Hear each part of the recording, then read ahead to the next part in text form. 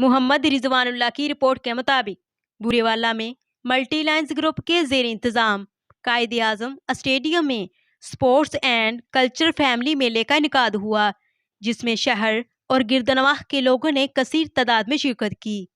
इस मौका पर बुरेवाला के सिंगर शहराम इकबाल और तालबा अनमोल शौकत ने अपनी खूबसूरत आवाज़ से लाइव सॉन्ग सुनाया और तकरीब में आने वाले लोगों के दिल जीत लिए। इस मसर्रत के मौका पर लोगों ने उनकी हौसला अफजाई के लिए खूब दाद दी। तकरीब में मौजूद मेहमानों ने सिंगर को इनामात से नवाजा, जिसमें CEO Nawab news HD social media channel के राइटर और बानी मोहम्मद रिजवानुल्लाह ने सिंगर शहराम इकबाल और तालबा अनमोल शौकत को नकद रकम इनाम में दी। आइए नाजरीन, अब हम आपको सिंगर के गाने सुनवाते हैं और तकरीब के कुछ मनाजर भी दिखाते हैं।